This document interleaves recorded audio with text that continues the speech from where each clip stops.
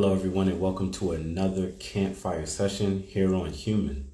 We are back this month with a Campfire session that focus on conscious discipline. In conscious discipline we'll be speaking about how you discipline your conscious mind by what you let into it, what you hear, see, and other people's opinions. We will also be speaking about how do you apply discipline into your life on a conscious level. And then last but not least, we will be exploring how do you maintain emotional discipline within this process. Let us begin to bring on the participants today. Today is going to be a four-way session, including myself. We have three other participants. This month, we are looking forward to growing out we are looking to grow our campfire sessions significantly within the coming months. So please be on the lookout for that. But without further ado, let us begin.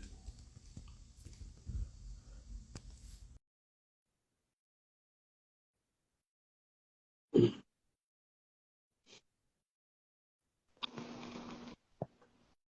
going to wait for everyone to come in bit by bit. Wow, amazing. All right. How's everyone doing today, first and foremost? Good, how are you? Good. Good. Pretty I'm good, good. pretty good. Yeah, look at the background, Matthew. That's pretty bright right there. I like that. I like everybody's setup. This is great. Everybody nailed the setup perfectly. Loving it, loving it. Let us continue by actually starting off with the introductory piece, and then we'll get into what we're here to speak about today, right? First and foremost, I would like you to please introduce yourself. Where are you calling in from? Please let us know your life's mission or purpose, about your business or about your profession, either or, when it comes to that. So I would start off with Shanti. Hi, my name is Shantae Lackey, and I'm a web designer, and I focus on revamps and helping people kind of reclaim their confidence.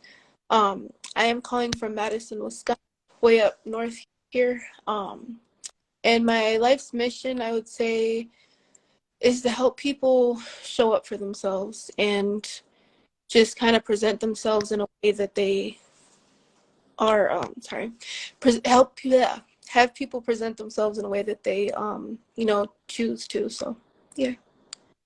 Okay, amazing, amazing. I wanted to actually follow up with two more questions for the introductory piece. So I'm going to ask you, uh, when you hear the phrase conscious discipline, what comes to mind? um Superpowers, basically the superpower to help you be the version of yourself. Mm, Say, being the boss of my own mind. um yeah, I think that comes to mind. amazing. And last but not, what inspired you to be a part of campfire sessions outside of myself? um so Corey, um I did it with him, and just the way that he talked about your mission and I was like, yeah, that's pretty dope. I want to be a part of it. So I was excited when I saw that you guys were having the new campfire session. So yeah. Thank you. Thank you. Yes, we're looking forward to having a full layout happen within the next several weeks, actually. We'll be putting out three at one time to cover the next 3 months. So if you know anybody that would like to be a part of it, please be sure to let me know. I will be sending everyone a thank you form that has participated. But what we're going to do is we're going to shift our attention over to Matthew. So Matthew, same beginning question. Please introduce yourself to the audience, where you're calling in from, your life's mission or purpose, business or profession. You could hit every single one if you'd like. And now I turn over the floor to you. Yeah. Hello, everyone. My name is Matthew. I'm a certified clinical and transpersonal hypnotherapist, with an emphasis on teachings of non-duality, meditation, and mindfulness. My life's mission is to really just show and teach the simple message that there is no past, there is no future, there is only now. And the amount of things that we can really create an experience in the now is so powerful. But our discussion today is that discipline. So it takes discipline to be in the now. So that's my life mission, is to share to the world that, you know, you can, and there only is, and there only will ever be now. So really take that opportunity to the fullest. Amazing. I like the way you said that. There will only be now. A lot of us live in the past or present, right? Thinking about tomorrow or reflecting on what we could have changed in the past. When you hear the phrase conscious discipline, what does that mean to you? So conscious discipline means to me that you have to die of yourself every day. And that's the caveat. A lot of people don't follow through on the discipline, but because you literally have to die of yourself. Discipline in itself is you are dying of your old ways. You're dying of the things that you want to do. And even Buddha says the one who can master his mind, you know, that's better than winning 1,000 battles. And when you can die of yourself, then that's where the true work comes in. So that's what discipline is to me. You're dying of the things that you want to do.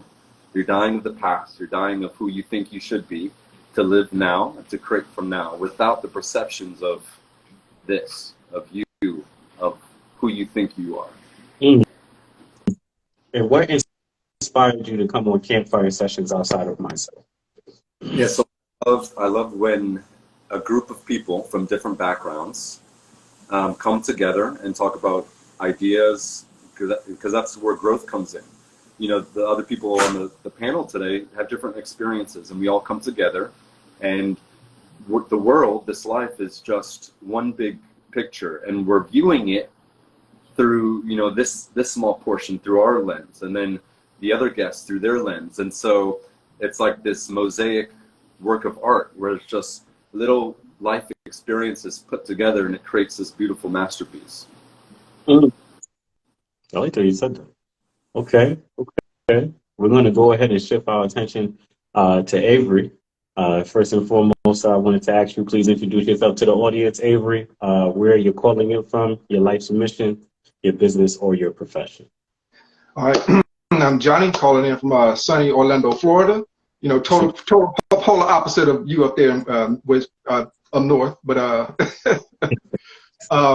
my life's mission, honestly, it's still in transition, and I'm transitioning pretty much into a mentor, which in my past, a lot of people have told me I seem like I'm a mentor, and I never thought I would be one, but my life has slowly gone in that direction. So.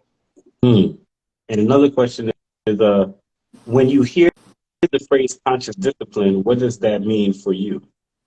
For me, having a military background, it's understanding the difference between your wants and needs, and having the discipline to sometimes have to circumvent those wants and you know, concentrate on those needs. And the wants will, in my life anyway, the wants will come along once you satisfy your needs. So having the discipline to concentrate on your needs and not your wants. Nice. And what inspired you to be part of Campfire sessions outside of myself? You had nothing to do with it. Let me see. Nah, again, having a military background, I was born in Florida, but I was raised between Florida and Texas. And so I grew up like around a lot of diverse people and different backgrounds and everything. And I've always been that way. And so I just like interacting with different people, and like piggyback on pretty much what they said, you know, getting other people's point of view and, you know, just interacting and, you know, growing the community. Yes, indeed.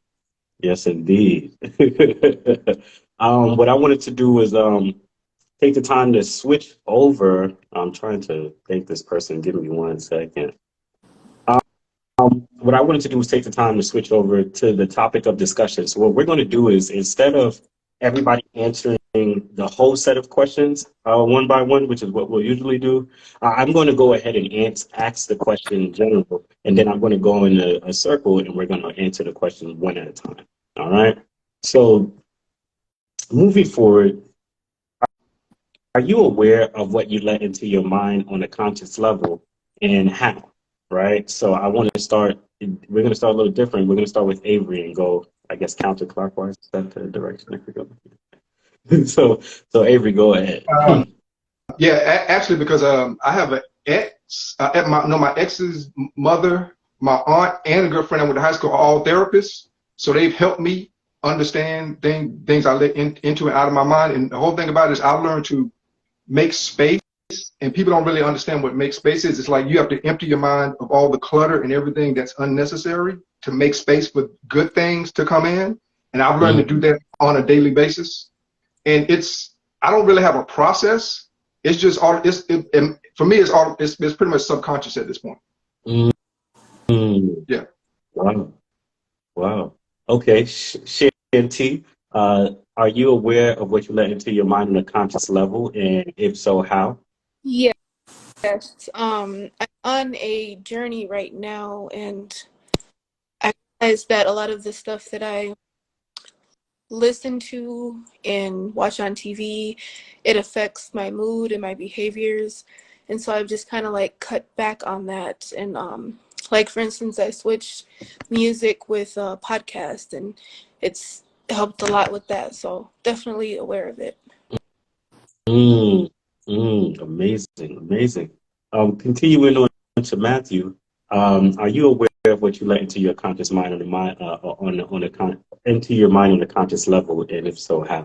Yeah, I think I'd like to say 100% yes. But I think what happens is in our life, we have those old programs, right? So subconsciously, we're working on those old programs. And even though consciously we want to do something or we want to make a change, that 10% conscious mind is overridden by that 90% subconscious mind. So of course, but that's the work though. Of course, we want to, at least I want to 100% consciously know what I'm doing, the decisions I'm making, the things that I'm doing. However, you fall back into those patterns of the subconscious mind. And that's where those old habits start. But yes, consciously, I'm aware of that, but that's the discipline. That's the everyday life of making those little changes, like the things you watch, the things that you listen to.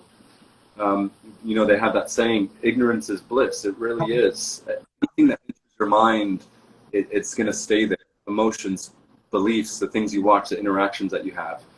And so some of the things that I do that really helps me is meditation. So for me, I know the other guest was talking about clearing the mind. In meditation, it's that practice of allowing everything to be as is, without trying to change what's coming in, because in reality, we can't control what comes in, but we can control and shift the lens that our energy goes out into. And so I guess it's that daily practice of building equanimity, not trying to change the world, but trying to change how we see the world. I like that. I'm going to answer I'm going to participate within this campfire session as the host, and I want to say that yes, I am steadily working on disciplining my conscious mind in two different ways. One is I'm careful of whose opinion I take into my personal life. I think that's a big one. People will speak to different subject matters that are taking place within your life. And it's up to you to decipher whether that is really meant for you or whether it is, if it's really meant for you or whether it's something that it only applies to them, right? I think everybody has their own way of going about things in their own personal lives. So that's one. And two, a big thing I notice is the music, right? The music I listen to, what I decide, what frequencies I decide to interact with my body, right? I don't really like bass low music. I prefer jazz for the most part. That's what I listen to. But moving forward, I'm trying to figure out, what is a healthier frequency for me to listen to as I continue my journey of just letting go of certain things, out of my own personal life, right? And last but not least, who do I let around me, right? Especially with owning something like HVMAN, the gravity in which it is, right? I have to be mindful of what their intentions are and who is going to help push me forward and who may be just there to kind of be in the way, right, of things. And it doesn't mean in the way always in a negative way. Some people just don't know what they're doing, or they're not aware of what they're doing and how it impacts you. And you have to go ahead and make that decision on your own accord, right? Moving forward of what that's going to look like. But now we're going to move on to the second question. I wanted to turn it over to Avery again by asking, how do you apply discipline in your life daily, or in your daily life, excuse me?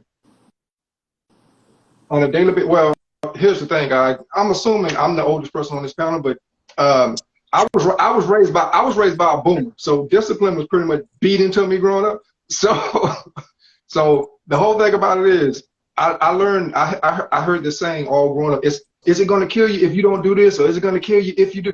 And so as I got older, I actually started to internalize that message and say, you know what, I may be a little bit uncomfortable in situations, but the elders were right in that instance. It won't kill me.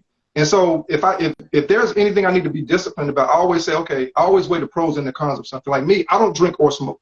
And my thing is, like with drinking and smoke, I always say, okay, what are the pros and what are the cons? And my brain automatically goes in, like I said, it's subconscious, it goes into that mode. And I weigh the pros and the cons. And if the cons outweigh the pros, I just don't do it. I just simply don't do it. And it's not something I have to think about. Like, that's what I'm saying. For me, it's almost subconscious with me. Okay.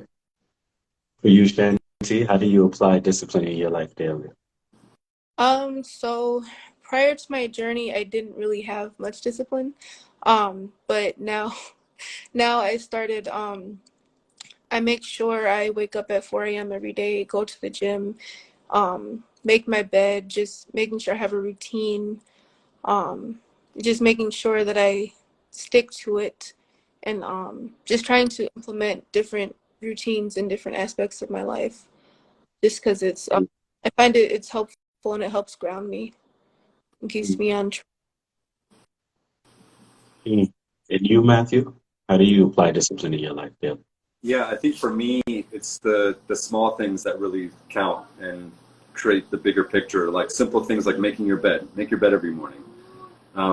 It sounds silly, it sounds simple, but when you make your bed in the morning, or just doing like a small act like that, you're denying yourself of the pleasure of doing something else to stay focused for that 2 minutes or whatever and do something. So when you do that in the beginning of your day, you're setting the day up like, hey, no matter what comes, I've already started my day of denying myself and doing something necessary. And every time when we make that choice, we're literally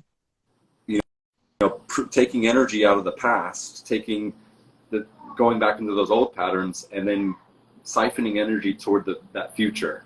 So every time we make a new choice, or that, we're literally changing our brain to make better decisions for the future. So for me, just those little things, making your bed, or having a meditation practice, even if it's 5, 10, 30, 1 hour every day, regardless if you want to do it or not,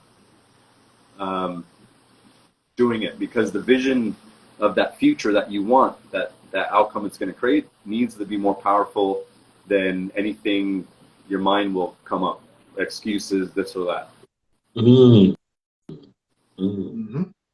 I'm learning how to apply discipline in my life daily by staying consistent with the content that I'm putting forth. Also, I'm learning how to let go of certain things that no longer serve me. One of those things are smoking, actually. I'm learning how to slowly but surely get that out of my life. And I've significantly slowed down with drinking in my personal life, just to be, open and vulnerable within this conversation. I was never a person who drank every day, but I did want to dial back. And when I do go out and drink, I want to be conscious of the conversations that I'm having with people, and being intentful with where I'm at in terms of the area I'm putting myself in, right? So I've been working towards that. Thank you for the hand clap, by the way, Avery. I appreciate that. And last but not least, I think I'm disciplining myself in terms of my emotions. How I let things impact me is the most prominent one, because being so busy and like trying to get people on to campfires, lining up to interviews, reaching out to people, having the heart to continuously do that. You reach a lot of no's, or you reach a lot of situations that don't necessarily go correct. And it could impact you, mentally. It also could impact you on an emotional level. right? Simultaneously, like we were supposed to have 6 participants, we now have 3, right? But I'm still here doing what I need to do for this session to move forward, right? Because you never know who can learn from this and what knowledge or information they will gain or inspiration, last but not least, right? So I just wanted to end that question with that. Can I, Moving can forward, I, can I, yeah, can I say something? Can I add to that? I'm also coming from a background of a person I was borderline OCD because one of my parents lived in Texas, one in Florida, and both of them in their own way were OCD. So I grew up with OCD habits. And like he was saying, I had to change my brain. I was at the point to where, like, let's say you bought a pack of socks, all white. I was so OCD, I had to wear them exactly the way they came together, like all two. I would flip the inside over and write a 1 on the inside of 2 of them, then write a 2 on the inside of 2 of them. So when I washed them, I would match them up together. That's how bad I was. But one day I said, you know what? I'm going to throw all my socks away. I'm going to go to the store, buy some socks, wear them, and wash them, and see what happens. And when they came out the dryer, I literally told myself, wow, the world did not come to an end. It was really that simple. And I just started doing that with everything in my life. But I was love that. Go ahead, Matthew. You said something. I love that story. That's a perfect example of denying yourself, dying. He had to die of himself, that old self, to create something new. And when you say dying, obviously we're not talking about literally dying, but you mean like letting go of an old self that once was. Absolutely. Yeah, and that's the scary part, because when we come to that decision in our life, we're on the edge, and there's only 2 ways. We can either go back into the past, and what's great about the past is that it's familiar. We like the past because it's so familiar, because it's something that we do every day or have experienced. That's why people get into bad relationships over and over again, subconsciously, because it's familiar. And familiar is the place that you want to go. But people have trouble making that step because in the future, it's somewhere where they can't predict. The only place you can predict is the past, because the past is built upon layers and layers of consciousness or choices that you've made, and so you're used to that. And that's the scary part. When you go into the future, you can't predict. You don't know who's going to show up in your life. You don't know what decision you're going to make. You don't know what's going to happen. But you go there blind. One of my favorite quotes is from St. John of the Cross. He said, if you really want to know the path that you walk on, one must close their eyes and walk in the dark. And if you really want to know where you're going, you have to close your eyes and walk in the dark, because in that moment, metaphorically, you're not living your life based upon the past choices. You're living liberated from your mind, from the choices, and somewhere where you can't predict. And if you can't predict where you're going, then you can create anything in that, because it's an empty space. There's nothing there that exists. Only the now. The past, there's already so much junk. You have to let that go and then enter a space that's free. And I'm sorry I'm talking so long, but the last thing is, that's where liberation comes from. People think that death means the end. The death of yourself is actually the start of something new, the start of the beginning. And that's the beautiful process. Dying to live. Yep. Very well put. Very well put. Thank you for that understanding, because I like, well, for people who will watch this in the future, I want them to understand what dying means in its entirety, right? And not dying just a physical death, but letting go of things that no longer serve you, and killing those aspects off that are holding you back from your present self, right? Or where you're trying to be presently and where you hope to evolve into the future. Moving forward, when you start to feel overwhelmed and stressed, what do you do to regain control of your thoughts is the question next. So we'll start off with Avery first again, and then we'll go in this order. Honestly, in the last, I'll say 8-9 years, nothing's had me anxious or stressed. And those that know me intimately, they always say, you're so nonchalant, you're so even keel, you don't get up, you don't get too high, too low. Because in the past I did, and I would get disappointed. I would get too happy about something. And then then that instance wouldn't meet expectations. I was disappointed. Or if I got disappointed, something positive will come through, but I wasn't prepared to deal with the positive aspect of it. So I just stay even keeled. And so, yeah, with this question, I really can't answer this question in depth because I don't, yeah, I'm pretty much even keeled with everything. Auntie, how about you? Um, so I do breath work. I try and just like stop, and I use this word and it just kind of brings me back to the present, and then I'm able to figure out, like, what happened, what's going on, what is the true uh meaning behind whatever is going on, and then have this little Y jar, and Mm. I just pull one out and read, why I'm doing whatever I'm doing. Um, and it's been helpful. I'm always looking for ways to, kind of get my mind together. So yeah. Mm. Interesting. A Y jar, huh? It's been really helpful, actually, and it's just the old peanut jar. I just put all my. So I just have a small question about that. What inspired you to start a Y jar? I think that I hear that terminology always, understand why you're doing it, always rediscover your why, always remember your why. But I think the important part about that is, yeah, what inspired you behind it? Tell us a little bit of that story too, so other people can also maybe adopt that same thing in their life. Yeah. So I kept hearing, what's your why, what's your why? And so I started writing it around my house, and it was helpful, but I noticed that I'm into like doing something, or like games and, stuff like that. So I saw it on TikTok, and so I thought I would start doing it. And so and I also like being creative, and I felt like that was a creative way to um implement, that into my life. So I tore up some paper, and I just started writing out all of my whys, because I realized that there is more than one. And so it can't fit um, in my house, because there's too many whys. So I just thought it would be, Mm.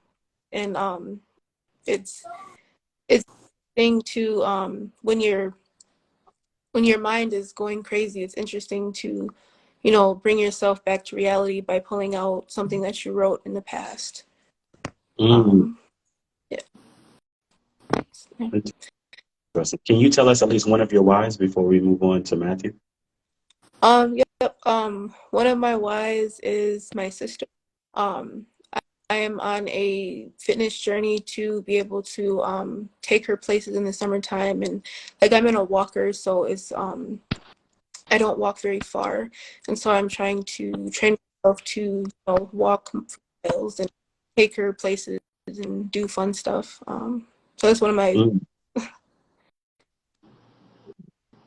Wow. Yeah. Amazing. I respect that. I really do. Thank you. Yeah, you're very welcome. No problem. We all have our why, right? Indeed. That's actually an interesting question, but I'm going to move on with this question to Matthew. Um, is when you start to feel overwhelmed or stressed, what do you do to regain control of your thoughts?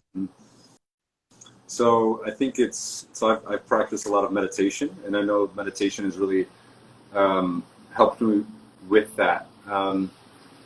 Because at the end of the day, I guess when we think about our thoughts,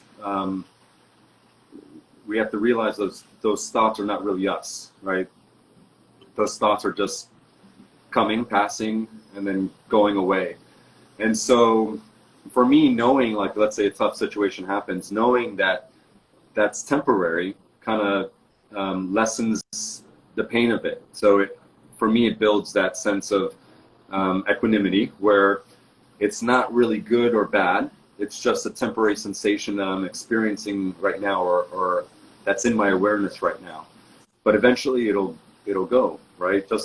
And the same thing can be applied with happiness. Our body and our mind always wants and craving for something good.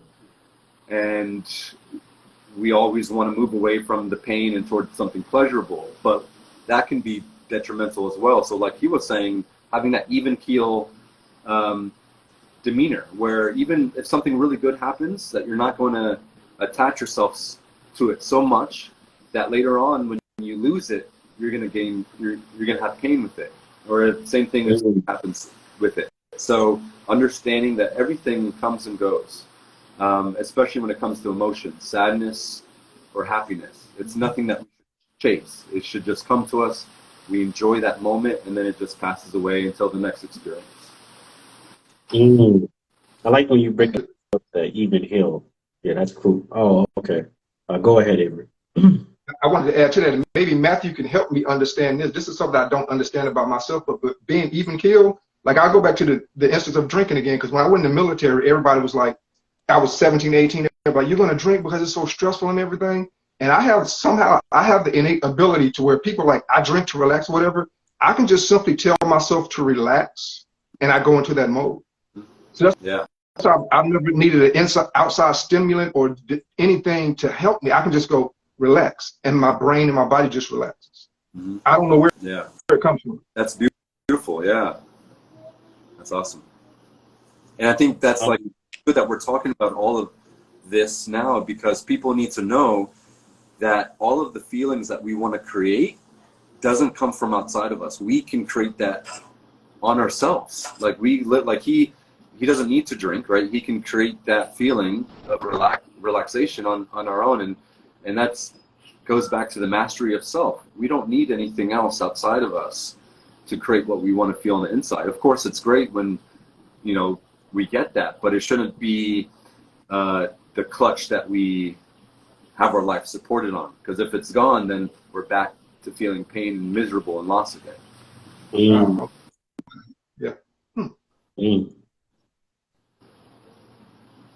Interesting. I will say I'm still working on my process of when I get overwhelmed and stressed, because there's new types of stress coming into my life, especially with the business. Obviously, I've done it before, right?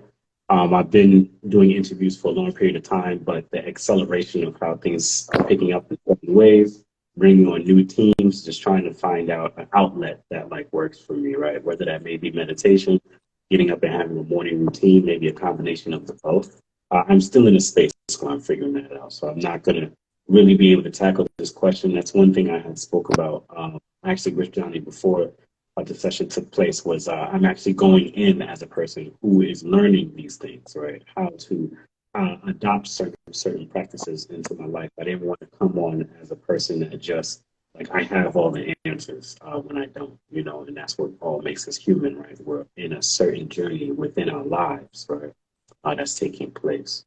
So I wanted to continue on by going on to the next question and ask, when was there a time you strayed away from being disciplined, and what was the outcome?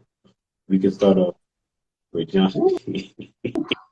Man, now I can definitely answer this one. Oh my goodness. Yeah. In the military, and I was stationed at one of the most prestigious units in the world, 101st. And the standards for training and discipline and everything was, there's regular Army, there's the best of the best, then right below Special Forces is right where we were. And these people were big, and I'm naturally rebellious. I'm just a naturally rebellious person. I thought it was just me being hard-headed early. No, I'm still that way to this day. I'm naturally rebellious. It didn't work out. And there was an instance where we're supposed to go to chow, and I was a medic, so somebody had to stay back and watch the aid station in case somebody comes and needs to get checked out, have something wrong with them, need a medication. And a sergeant who clearly outranked me was supposed to tell me what to do. He looks at me and goes, "Hey, Avery, you gotta stay and watch the aid station." I looked at him and I said, "Sarge, that's not gonna happen." And I got up and walked away, and I went to go eat. I didn't think anything of it. I got back, him and the first sergeant and other captains and everything had a meeting about me and this and that, and I suffered some consequences. And it was a wake up call. It made me understand that it was the military wasn't a regular job where I could just be, I quit and walk off. Like, nah, you're locked in under your contract. So I had to bend a little. So, but yeah, that was a hard lesson, a real hard lesson. Yeah. Yeah. Oh man. Shanti? Um, I would say last week, I woke up and I did not want to do anything. Mm, That included getting up, going to the gym at 4, taking a cold shower and making my bed. And I noticed that I've gotten into this routine, and by not, following that, it knocked me off my entire day, and like things were happening, and I ended up going back to sleep, slept probably till like 1 o'clock, and like just I missed an appointment, and just things just kept going bad. And I realized that is because I didn't, wake up and do what I was supposed to do and stay on track. mm, And it was on a Monday too, so I felt like it followed me all the way until Wednesday. And so I was like, just get it together. Um, yeah. I wanted to sit here and say that sometimes I slip and slide like that too. I just wanted to be honest. So sometimes you start slipping and sliding that street be long. I'm talking about at least a week. Ooh, yeah, no. Listen, I'm being as honest as I can right now. Okay, like I'm not. I want Matthew to go first, but I have a very similar story that just recently happened too. So Matthew, you go. Yeah, I think for me, it's that constant battle. That's what makes us human. Like we were saying, if you ask me how many times I got off the horse and did my own thing, I would tell you every day. We do that, but that's where the back end work comes in, where we really have to establish that back end work, that we might go off the track for a little bit and start to go back into our old patterns of thinking and our behavior, our life changes just a little bit. But if we have that structure that we built in the past, it's easier to kind of get back on track. But for me, every day, like something specific like meditation, I used to meditate every day, like 3-4 hours, like crazy amounts. And I haven't the last couple of weeks. And I notice myself when I don't practice that I'll start thinking like the old Matthew, or I'll start doing things like the old Matthew. But like you said, it's a slip and slide. But I think when we have that contrast and know what it feels like to really feel liberated, that the more time you spend in that freedom, that liberation, when you do step over onto the dark side, a little bit, it's such a harsh contrast, because you're so used to this that you're like, this is not my home anymore. I want to go back home. And so I think for me, even though I step off, that feeling of home is so much more cozy than making those wrong decisions again and again. I want to return back home. Mm, I like that. That's where I'm at. I'm in a crossover phase right now, right after moving from Florida to Texas, and I don't really have too much influence around me, right? Mm. So I don't really have certain things to like drag me in certain directions, or even too many distractions, right? But as of recent, I've been trying to let go of certain things, and I kind of fell back into, not necessarily smoking, but just like I went out the other night. I enjoyed myself, and I was like, let me take like a little vacation here, maybe just a little bit. Go out, have maybe 1 or 2 drinks, meet some new people, which it went well. I enjoyed myself, but then I started finding myself getting a little lackadaisical. Like now, I don't want to put out like get ready to put out as much content as I wanted to. I didn't want to like market certain things the way I wanted to, because I had spent a lot of time sleeping, and outside of spending a lot of time sleeping at that time, I also kind of got into like a just wanted to kick back. Outside of kicking back, hey, my man, how you doing? Um, so I wanted to kind of just kick back and enjoy my life, or seemingly think enjoy my life in bits and pieces that I think that I'm enjoying my life, right? Watch a movie, kind of not do too much work, don't have too much stress on the mind, kind of just escape from what is in front of me, right? So I think that's where I was at in terms of just being able to I'm happy that the guy shared this, by the way, but just being able to have that peace of mind, or that feeling of that I'm having a peace of mind. So that's what was, I feel like, good, for me. But other than that, we can move forward to the next question. Yep. I also am trying to figure out, oh, go, I'm gonna let you have the floor, Johnny. But I'm trying to figure out what that balance looks like, right? That life work balance. And like we're taught in business, like, oh yeah, you gotta stay on top of it, you gotta be on the grind, but also, well, what does it look like to live while you're doing all those things, right? I think that's very important, equally as important as trying to figure out how you're going to get things off the ground. And I believe in life. So watching nature, even interacting with kids when they walk by, interacting with animals, just really taking like the time to like just relax, right? Enjoy the small things in life. So go ahead, Johnny. Yeah, I wanted to piggyback off of something that Matthew said. My brain is constantly in the mode of reference points, and like you said, if I feel myself maybe going into an undisciplined mode, it'll reference the time when I did that, and I remember the outcome, and it immediately slaps me right back, and I go right back into discipline. And my discipline, I've gotten to this point. I'm 49 years old. I've gotten to this point though over pretty much, I say 35 years of being undisciplined. That's why I'm so disciplined now, because I was literally, and I got a son that's about to be 29 years old this month. So I got 3 kids, and trying to raise kids and being undisciplined and being rebellious, and then trying to gauge my kids and say, okay, are they naturally rebellious, or are they just following what dad's doing? So it was a constant battle with me, a constant battle. And I've gotten to this point now to where, like I said, people recognize, they're like, wow, you're so calm about everything. I'm just like, it was a journey. I mean, it was a long journey.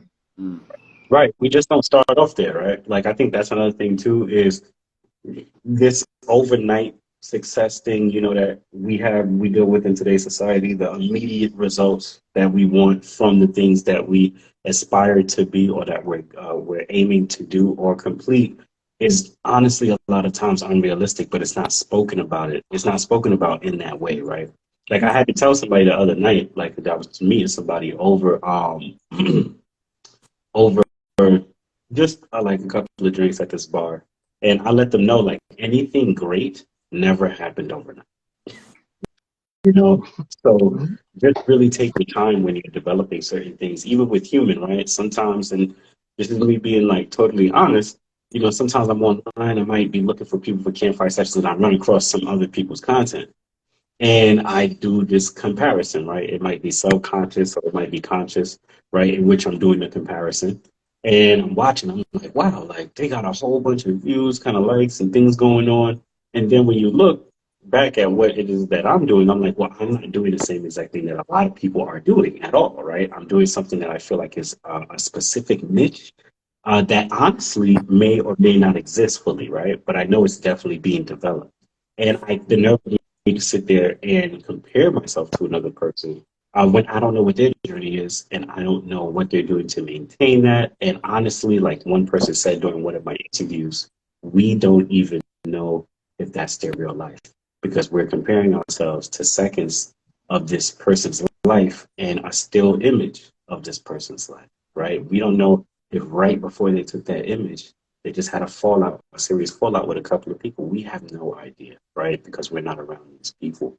And so that's something that I have to constantly remind myself of on this journey, especially while it's taking time for me to establish things the way that I would like them to be for this platform. So moving forward, I wanted to bring up another question, which was, do you have strategies to help you stay focused and positive during challenging times? We'll start off with you, John. You said me? Yes, Johnny, yes. Mm-hmm. Yeah. Again, it goes back to me with the reference points. Everything is a reference point with me, because I always try to look at everything and say, okay, I did it this way before. I'm doing it this way. If I get off track and do it this way, I know exactly. I either do it this way or that way. I'm pretty polar. There's really no gray area. So if I do it this way again, it's going to end that way. So I know not to do it that way. So it's a constant reference with me. It's just constantly referencing myself that way.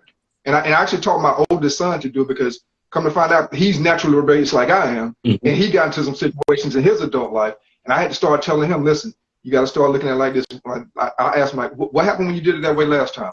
Well, this is, I said, do you see any other way of doing it? And he's like, no. He's polar like I am. So I said, do it this opposite way and keep doing it that way. Because I said, you see what constantly doing it this way leads to. Constantly, don't do it one way this time and say it failed. Constantly do it this way as many times as you've done it the other way, and then see how it comes out. So yeah, so my kids keep me on my toes, even though they're wrong. Shanti. Strategies.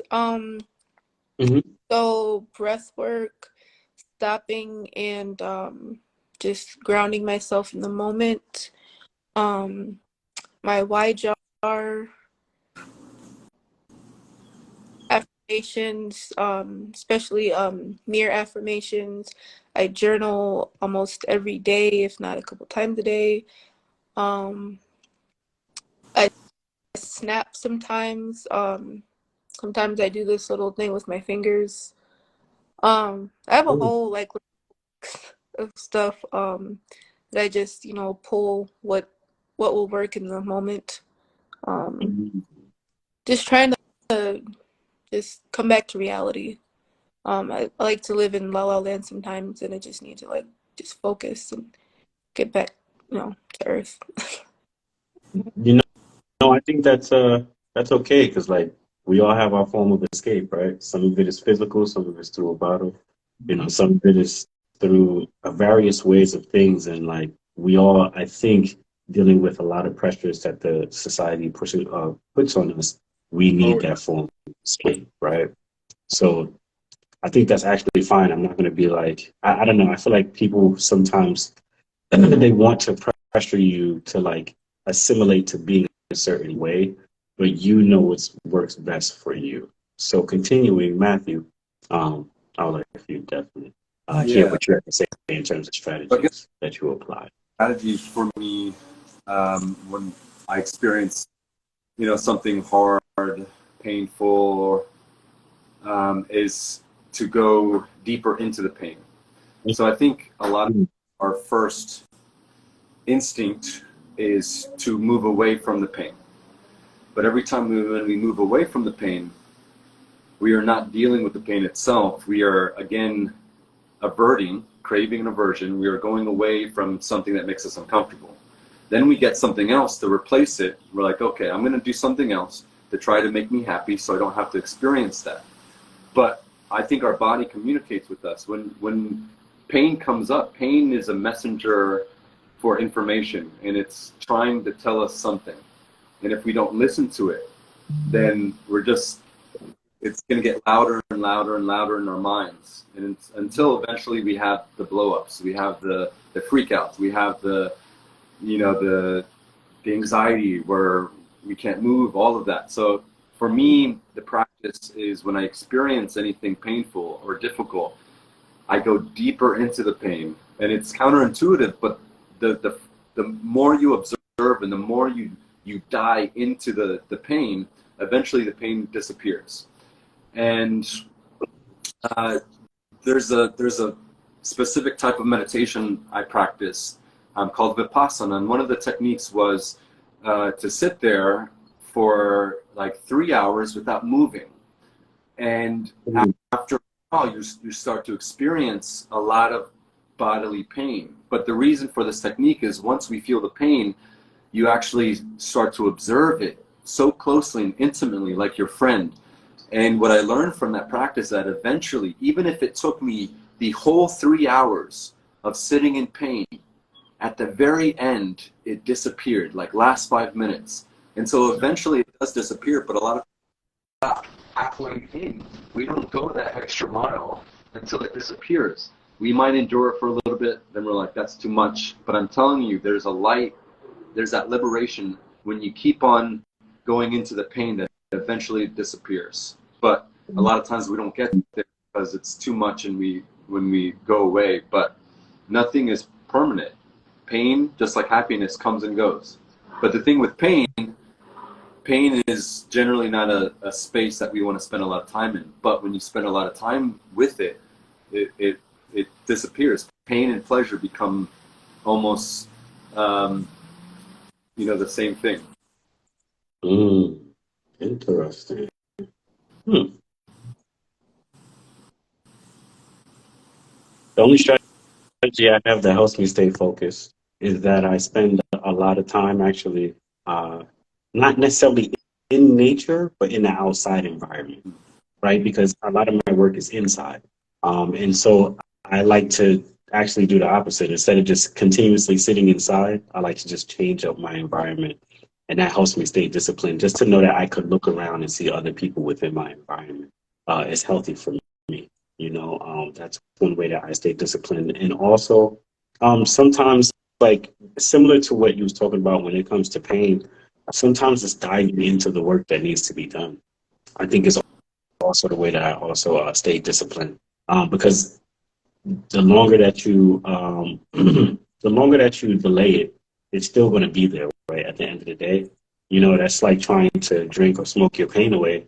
At the end of the day, it's still going to be there when you come back to it, right? So just trying to dive deeper into the work that needs to be done and actually doing the difficult stuff possibly first and then doing the easier stuff at a later time, right? I'm in the process of actually bringing other people on to assist me with running the platform. So that way I can start paying attention to some large things that need to take place behind the scenes for us to grow, right? So that's one of the ways that I continuously discipline myself. Now, I do have questions that are kind of tailored to each person, right? I want to thank our virtual assistant for that. We do have someone that assists us or who assists us with campfire sessions. But these questions are actually open, right? So anybody can answer them. I'm not going to just restrict it to one person, but I am going to direct it towards them. And if anybody else feels like answering them, that's perfectly fine. But what I wanted to ask is, Shanti, how do you maintain emotional discipline when faced with external stressors such as a heavy workload, personal conflicts, or health issues?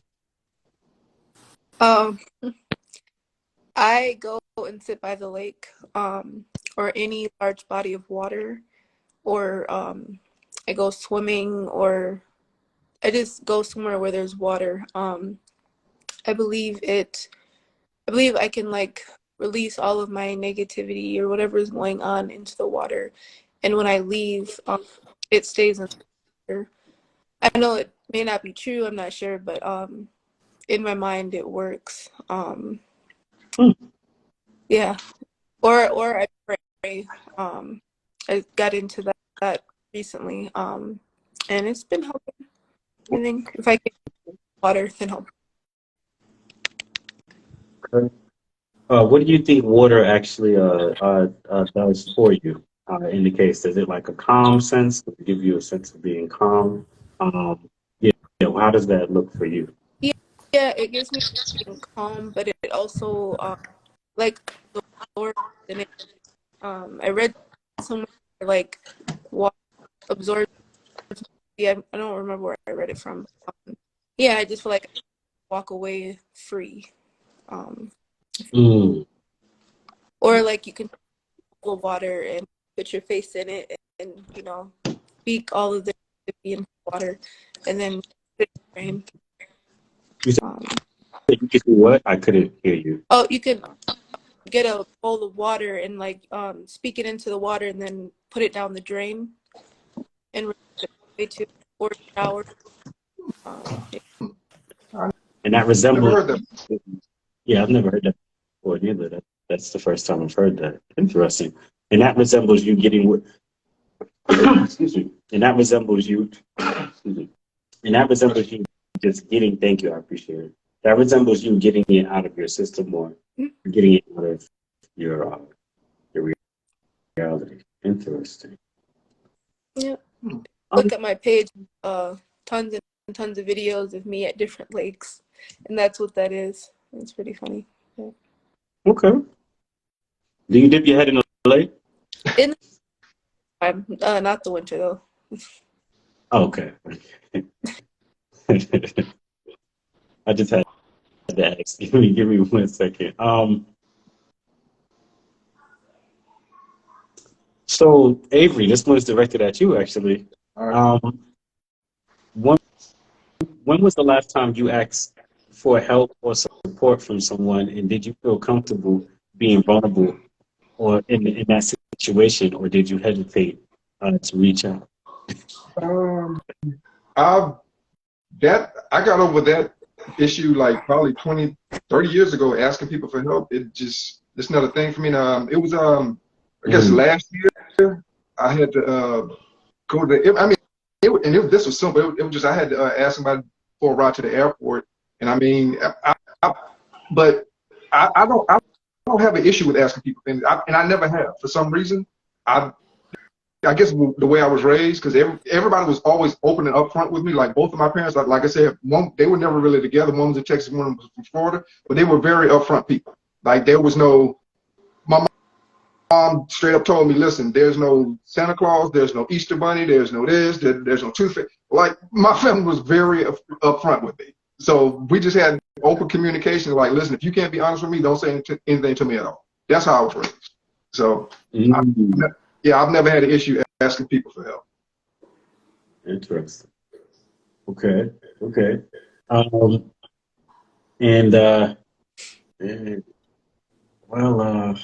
excuse me. Give me one second. Also, one other thing. Another thing that where my discipline comes from, again, from my upbringing, I had a few aunts and uncles and different family members and everything that were crack addicts, alcoholics, and I saw not the occasional use, but the abuse, and I saw where it could lead to. So as a child, I was always like, why don't I just not deal with this at all? Because I don't know if I'm going to be an occasional user or an abuser. I don't know if I have even to this day, I don't know if I have an addictive personality, because I've only drank twice in my life. So I just don't want to go down that road. I just don't want to. I respect that 100%. And for Matthew, this one is a little bit straying in a different direction, but I wanted to implement this. How do you practice emotional discipline within your life?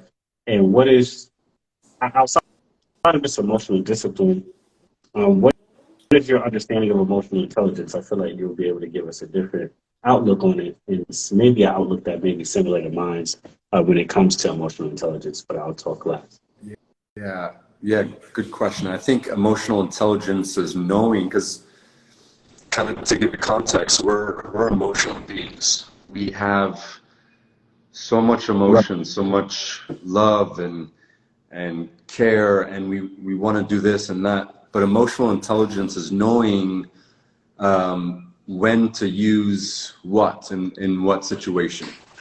So in one situation, this one emotion might be the best to create whatever you want to create. Or in another situation, you might have to use a different emotion or belief. But I think we're always changing. You know, we're human. We're like water. They're like the river. It's not the same river. It's always flowing. It's new water. And so understanding ourselves to the point when we know when we need to say something, when we need to do something, when we need to feel something in the right time. But I think that comes with experience, you know, trial and error, like what he was saying as well, you know, just trial and error. That didn't work out, so maybe having this emotion this time will be different. You know, it's so funny. I like to just put this piece out there. So one day I was talking to somebody, and they was talking about emotional intelligence in a way of like kind of controlling yourself in certain moments, right? Mm-hmm. And I was like, well, I understand that half, but sometimes I feel like that comes from a space of suppression, right, of your emotions, instead of just allowing yourself to go through the emotion and feeling it. But on the flip side of that, another thing that when I hear emotional intelligence is the ability for me to feel what's going on through my emotions and the reality of that, right? Yes. Now, emotions could be a very fickle thing sometimes because some people don't have control over it, right? But what if, I like to challenge everybody to think about this. What if, right, your emotions are actually telling you the truth of what's going on, and the reason why sometimes you may lack control is because it's an overwhelming feeling, and that overwhelming feeling is what's really taking place in front of you, though. You may not be able to see it, but on an energetic level, right, there's something that's alerting your system, like anxiety, right? Like I used to catch certain forms of around people that I just really didn't like. We didn't really see eye to eye, but for the sake of being composed, you know, we dealt with each other, we talked back and forth with each other. And on the surface, it looked a certain way, but underneath, I was like, very interesting. The feeling I'm getting from this individual is not a feeling that sits well with me. And oftentimes that individual turned out to not be for me, or we just became very distant between one another, right? There was no reason for us to constantly be around one another, right? So I just wanted to challenge people to like really take a look at emotional intelligence in itself, and see it from a different perspective. That your emotions are also telling you something that's also very important and intelligent for you to understand and know, right? There's a lot of things that I've been told about other individuals through my emotions. And honestly, a lot of the time I was correct. Yeah. So I think that's certain things that's overlooked, and where, especially as a man, don't get me wrong. Sometimes I'm still trying to understand what that means in this new age, right? But as a man, we're oftentimes taught like, hey man, you don't want to like, don't exert too much emotion, or, cut out the feelings, use the logic. But I found a lot of logic within my emotions of what was going on in front of me, right? But everybody has a different path. I don't say this to say that mine is the overarching like truth. It's just a different perspective that I could provide, that I think on a subject that a lot of people don't really talk about at all, right? Because they're not introduced to that side of things in today's world, in my opinion. I love that. Can I piggyback off that real quick? Yeah, you can. Yeah, I love that. I think you made a good point about, again, going into that emotion. So, when we think, like, there's two different languages. We have the language of the body and the language of the mind. Thoughts are the language of the mind. That's how we communicate. But feelings are the language of the body. And a lot of times we, push it aside, like you're saying, or I'm not going to listen to my gut feeling or my heart. And we use this, but they have to be, they're the same in a sense, right? They're just communicating different ways. We're listening to this all the time. We're listening to this chatter. You're not good enough. You could be better. You're a bad husband. You're bad, whatever it might be. We listen to this, but rarely will we listen to this. Mm. Why are we choosing to listen to the thoughts, which is the language of the mind, but why do we forget about the language of the body, right? They're still trying to communicate to us. And I think it's important, like you were saying, to really feel that emotion. If you're feeling love, feel that completely, wholly. If you're feeling sadness, feel that. It goes back to what we originally talked about. We only have this one moment. And I'd rather feel that feeling of love or pain in that moment than not have experienced it at all. That's what human is about. That's what it's about, to fully understand and listen to all the languages, not just the language of our mind, but the language of the body. It's trying to communicate. Very well said. Does anyone else have any other points that they would like to bring up? Well, I was just going to say, as far as what he was talking about, and the only issue with, like, we all know pain and sadness, those are the emotions that, depending on your background, it's so difficult for people to deal with. Like, it is so difficult. I mean, depending on, your lens, your background, what situation you're in right now.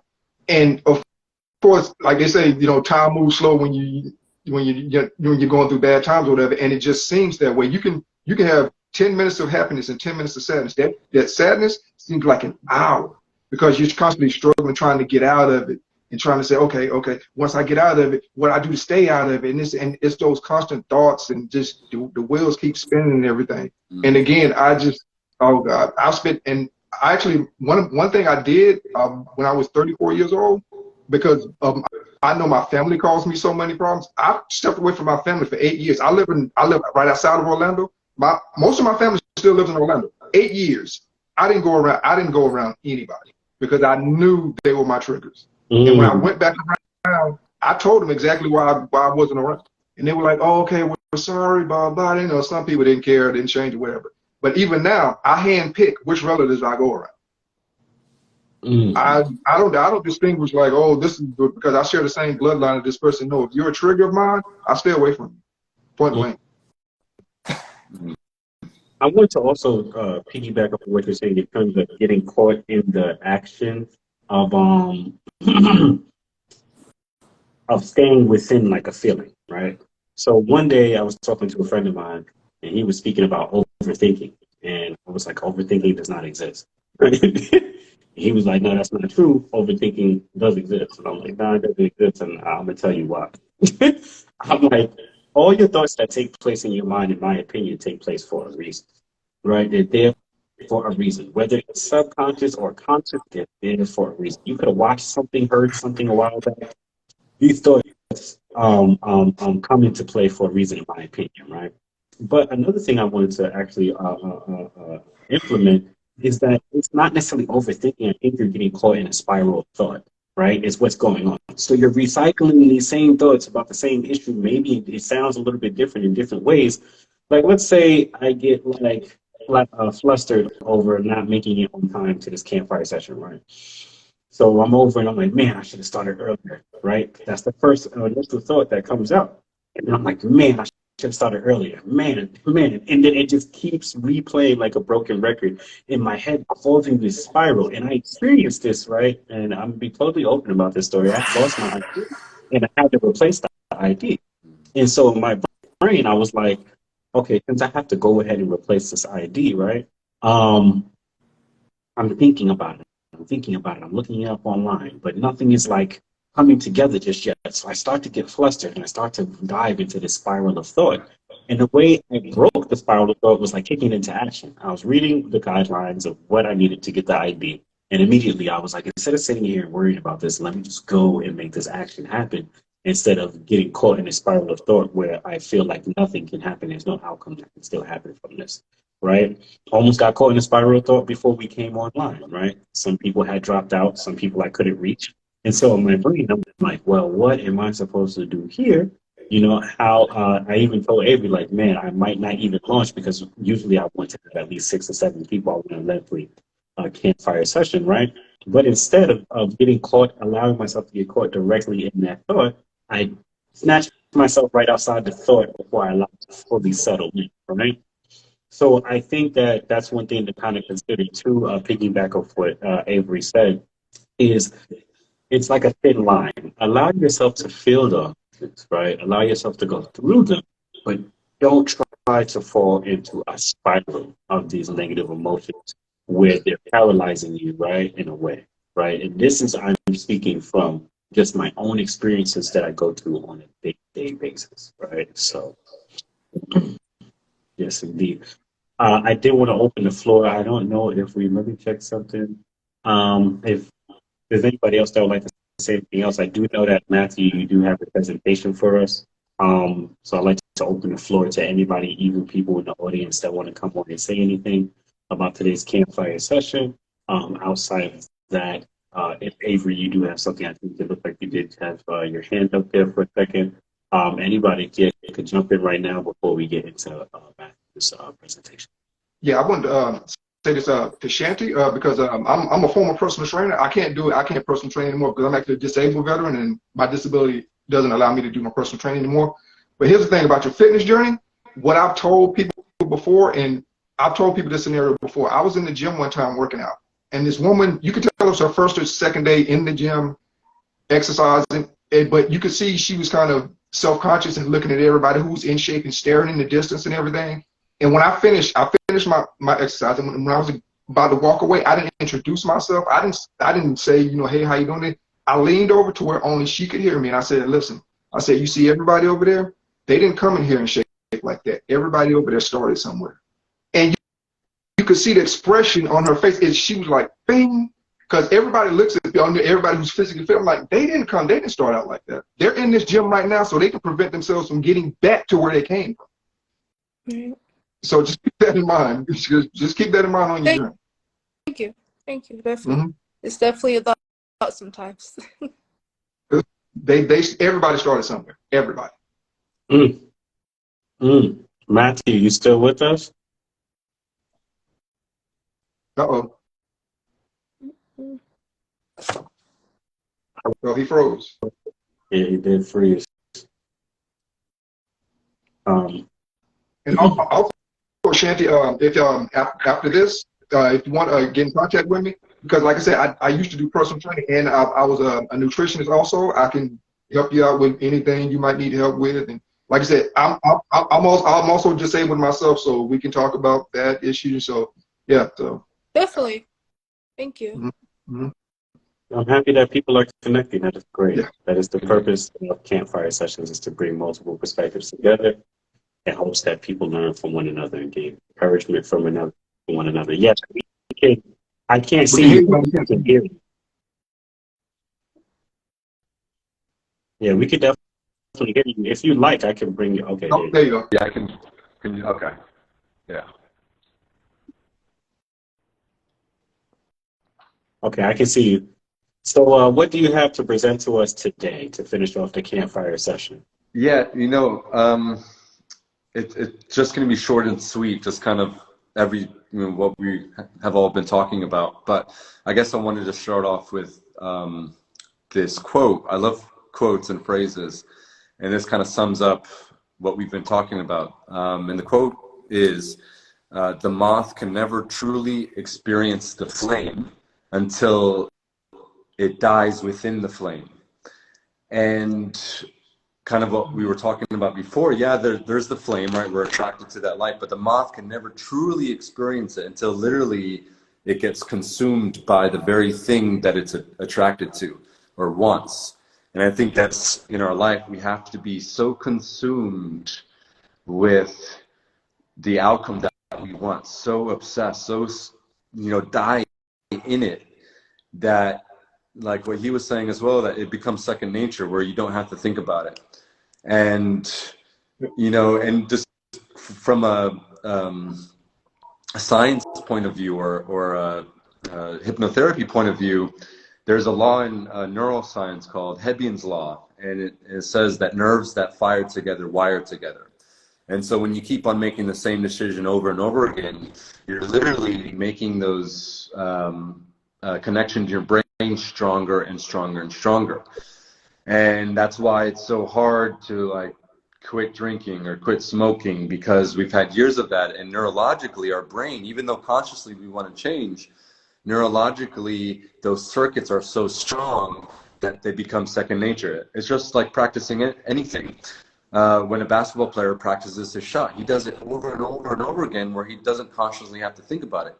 His brain and his body communicate perfectly where he just does the action. Same thing with bad habits or things that we want to change. But that same principle applies to when we start making new choices. When we start making new choices, the neural network in our brain starts firing and wiring in different patterns.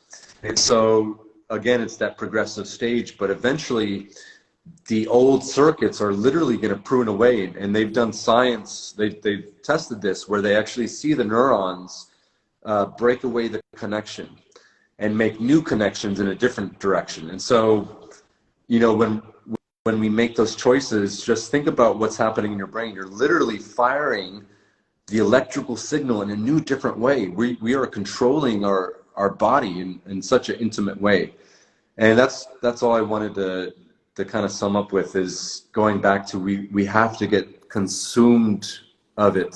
We have to be consumed of it. We have to die in it. And if we don't do that, then we're going to keep on going back and back and back. And yes, that's part of the journey. That's, we're going to go back and go forward. But until we really understand what dying or being consumed by the thing that we want is, then, we're just going to keep on going around in circles. We really have to want it so badly that we start making those choices. So that's all I wanted to say. I have a question for you, Matthew. Mm-hmm. When, like I said, the way my brain has me disciplined at this point, do you think I should maybe, in case of some extenuating circumstance, practice a different type of discipline? What do you mean by that? Just in case my natural discipline doesn't work in an instance, do you think I should maybe practice meditation just to, be adept to it? Yeah, I recommend meditation for everybody, but here's the thing. A lot of times people think meditation is for relaxing the mind. And what I like to say about meditation, meditation is not about relaxing. Because when we get into that state of like, well, we're just practicing trying to relax in stressful situations, we start craving relaxing. So meditation, actually the word meditation means in old Sanskrit, it means to become familiar with. And all that is that we're becoming familiar with the emotions, the beliefs, everything that's happening internally so well that no matter what happens, we can remain even killed. The whole practice of meditation is to not crave anything and not have the instinct to for aversion, to go away from everything. Nothing that happens mentally, emotionally, that's not who we are. We are the one observing those emotions. It's subject-object duality. A lot of times we forget that we are actually the subject and not the object of what we're experiencing. We are not the actor in the movie. We are literally the movie screen, the consciousness experiencing all of that. So, but again, what you were saying, if it's not broken, don't fix it, right? If it's working for you, if it's good, Okay. you know, keep it. Yeah. However, I think meditation is we can get connected later. I can give you some good outlets or something that kind of explains and gets into meditation. Absolutely, because in my journey, I automatically went from being undisciplined to just being disciplined in my own mind. There was no other. I didn't try anything, I just started telling myself, stop doing this, stop doing this, and I just stopped doing it after a while. Yeah. Yeah. Wow. And again, I know I'm an exception to the rule. So when I talk to people, that's why I don't really, as far as my mentorship is to younger kids, but as far as discipline, it's hard for me to try to teach somebody one discipline when I know not everyone in mentally is disciplined like I am. It's I've met very few people that way. Very few. Right. Yeah. It's a gift. Yeah. You gotta share it to the world. I'm trying. Well, listen, I want to thank everybody for coming on. If there's any closing remarks, please let me know. The floor is yours right now. And then we're going to get ready to close out. I want to say thank you to everyone that decided to come on board for this campfire session. It was amazing. Great conversation. And I look forward to continuing to bring these to you on a monthly basis. Well, Matthew, Shanti, I really enjoyed both of you. Troy, you okay? But I really enjoyed the both of you. And actually, I do want to, in some capacity, I want to keep in contact with both of you because I do have something to get from you and add to you, hopefully. Definitely. Nice meeting you guys. Nice meeting you guys. Till next time. Bye. Take care. Thank you.